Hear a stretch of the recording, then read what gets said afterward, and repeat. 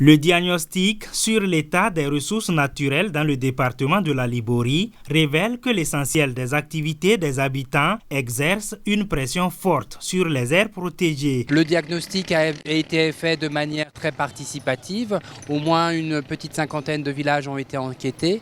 Ensuite, tous les acteurs du domaine ont été également interviewés.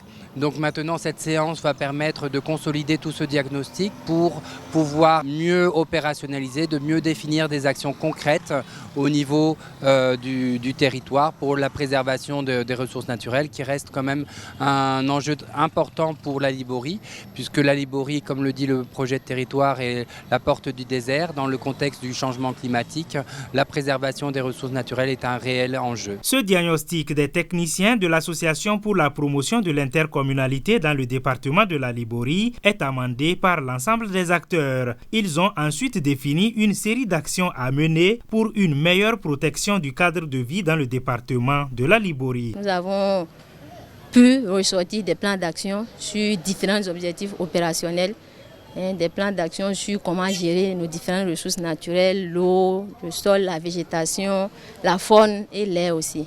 Comme exemple, un des objectifs opérationnels qui est d'œuvrer pour empêcher l'avancée du désert dans notre département. À ce niveau, plusieurs actions ont été retenues.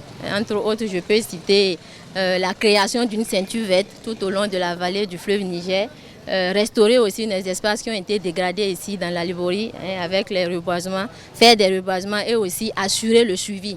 Parce qu'une chose est de faire des plantations et l'autre chose est d'assurer le suivi de ces plants qui ont été mis sous terre. Chacune des 6 communes de la Liborie doit pouvoir mettre en pratique ces propositions avec l'appui des comités de suivi de la mise en œuvre du schéma directeur de conservation et de gestion des ressources naturelles.